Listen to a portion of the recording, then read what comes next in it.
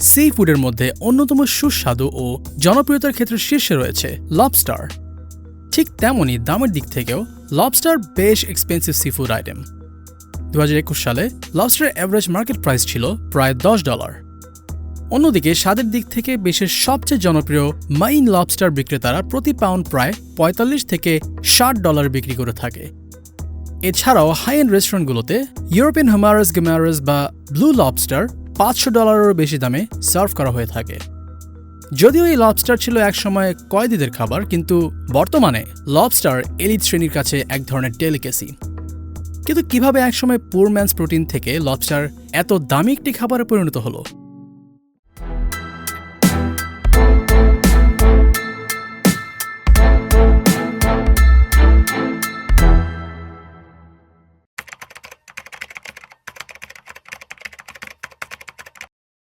একসময় আমেরিকার red ইন্ডিয়ানরা লবস্টারকে fertiliser হিসেবে ব্যবহার করত। এছাড়াও কারাবন্দীদের খাবার হিসেবেও লবস্টারের ব্যবহার হতো, যার ফলে লবস্টারকে পুর ম্যানস প্রোটিন হিসেবে বিবেচনা করা হতো। 1800 শতাব্দীর মাঝামাঝি যখন রেল যোগাযোগ উন্নত হতে শুরু করে, তখন এলিট ক্লাসের কাছে সাইট সিইংয়ের জন্য রেল ভ্রমণ জনপ্রিয় হতে শুরু করে।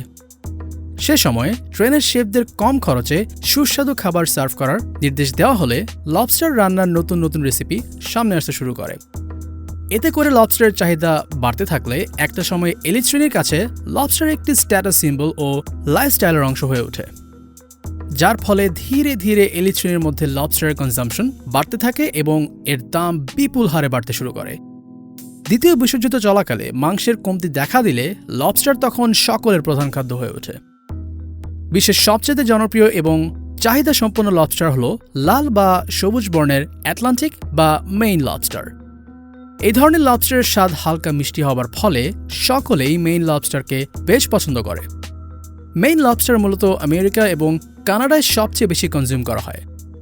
সাধারণত আমেরিকার নর্থ ইস্টার্ন কোস্ট এবং কানাডায় মেইন লবস্টার সবচেয়ে বেশি উৎপাদিত হয়ে থাকে। যদিও উৎপাদনের ক্ষেত্রে আমেরিকা বিশ্বের সবচাইতে বেশি লবস্টার উৎপাদন করে এবং কানাডা দ্বিতীয় সর্বোচ্চ মেইন লবস্টার উৎপাদনকারী। 2019 সালে কানাডা 4600 টনেরও বেশি লবস্টার উৎপাদন করতে সক্ষম হয়। অন্যদিকে 2020 সালে আমেরিকার লবস্টার উৎপাদনের পরিমাণ ছিল প্রায় 96 মিলিয়ন পাউন্ড বা 4800 মেট্রিক টন। ট্রেজের একটি তথ্যসূত্রে 2020 সালে কানাডা বিশ্বব্যাপী 87%-এরও বেশি বা প্রায় $593 মিলিয়ন লবস্টার রপ্তানি করে বিশ্বের শীর্ষ রপ্তানিকারক। অন্যদিকে 4.62% বা $31.4 মিলিয়ন লবস্টার রপ্তানি করে আমেরিকা রয়েছে বিশ্বের দ্বিতীয় অবস্থানে। যদিও এক্সপোর্টের দিক থেকে কানাডা বিশ্বের শীর্ষ দেশ, তবে 2020 সালে 67.68% বা $456 মিলিয়ন লবস্টার আমদানি করে আমেরিকা বিশ্বের শীর্ষ আমদানিকারক। আইএমআরসির একটি রিপোর্ট অনুযায়ী 2020 সালে লবস্টারের মার্কেট ভ্যালুর পরিমাণ ছিল প্রায় $6 বিলিয়ন। এদিকে বাংলাদেশের লবস্টারের চাহিদা থাকলেও এর আহরণ খুবই লিমিটেড। বাংলাদেশের সমুদ্র তীরবর্তী অঞ্চলগুলোতে অল্প কিছু সংখ্যক লবস্টার পাওয়া যায়। এছাড়া এলিফ্যান্ট পয়েন্ট এবং সেন্ট মার্টিন দ্বীপের পশ্চিম দিকের মধ্যবর্তী জায়গায় চিংড়ি ধরা ট্রলার দিয়ে লবস্টার ধরা হয়ে থাকে। সাধারণত জলের 30 থেকে 50 মিটার গভীরতায় এবং 33 থেকে 36 পিপিটি লবণাক্ততায় লবস্টার পাওয়া যায়। বাংলাদেশে এই পর্যন্ত শনাক্ত করা লবস্টারের 5টি প্রজাতি হল পেনিউলারাস পলিফ্যাগাস, পি ভার্সিকালার, পি হুমারাস, পি অর্নাটাস এবং ফেনুস ওরিয়েন্টালিস। যদিও বাংলাদেশের কোথাও লবস্টার চাষ করা হয় কিনা তা নিয়ে যথেষ্ট সন্দেহ রয়েছে, কেননা এর চাষ যথেষ্ট ব্যয়বহুল এবং সময় সাপেক্ষ একটি প্রক্রিয়া। লবস্টার কনজাম্পশন মূলত এর কোয়ালিটি, সহজপ্রাপ্যতা এবং দামের উপর নির্ভর করে। এছাড়া ফিশারি থেকে সেলিং পয়েন্টের দূরত্বের উপরও এর মূল্য নির্ভর করে।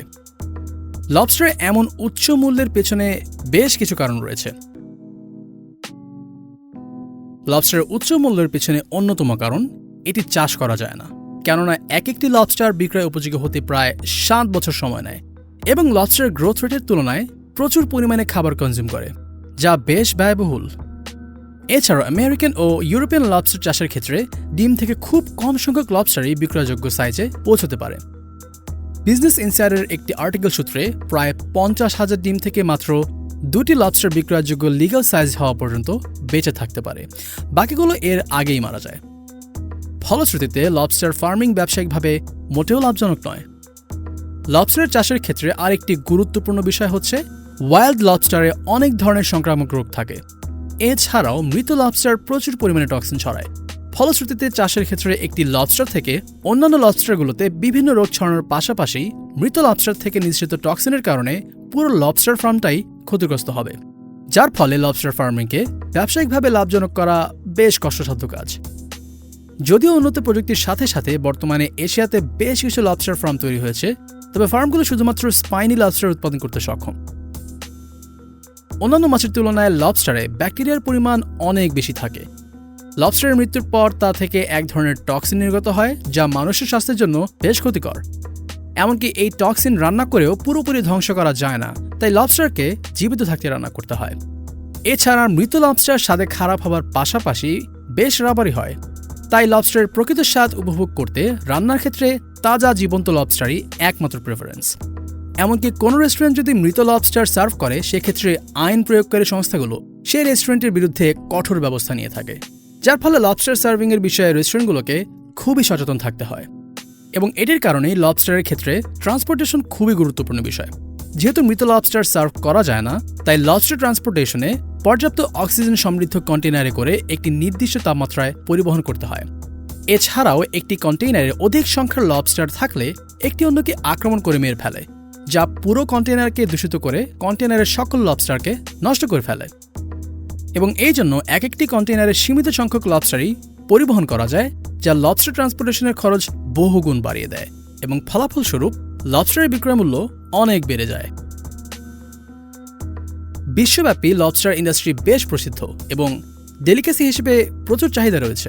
তবে লবস্টার যেহেতু চাষ করা বেশ কষ্টসাধ্য, তাই লবস্টারের উৎপাদনের পুরোটাই নির্ভর করে ফিশিংয়ের উপর। কিন্তু চাহিদা অনুযায়ী পর্যাপ্ত পরিমাণে লবস্টার উৎপাদন ফিশিংয়ের মাধ্যমে সম্ভব নয়।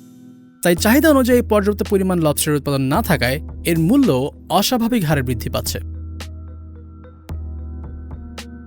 বর্তমান সময়ে লবস্টারকে গুরমেট এন্ট্রির পাশাপাশি আভিজাত্য হিসেবে বিবেচনা করা হয়।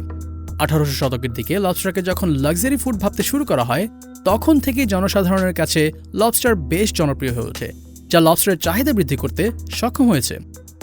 এভাবে লাক্সারি ফুড আইটেম হিসেবে লবস্টারের প্রতি মানুষের ধারণা পরিবর্তনের কারণে লবস্টারের দাম এত বেশি। গ্রীষ্মকালে লবস্টারের অনেক বেশি চাহিদা থাকে এবং যার কারণে অন্যান্য সময়ের তুলনায় সে সময় লবস্টারের দামও বেড়ে যায় বেশ কয়েক গুণ। তবে গ্রীষ্মকাল ছাড়াও লবস্টার সব সিজনেই অনেক বেশি এক্সপেন্সিভ। তবে এত বেশি দামি হওয়া সত্ত্বেও ডেলিকেসি হিসেবে লবস্টারের জনপ্রিয়তা প্রতিনিয়তই বেড়ে চলেছে। এমনকি WBOCর একটি ফোরকাস্ট অনুযায়ী 2027 সাল নাগাদ লবস্টারের মার্কেট ভ্যালু দ্বিগুণেরও বেশি বেড়ে প্রায় $13 বিলিয়ন পৌঁছবে।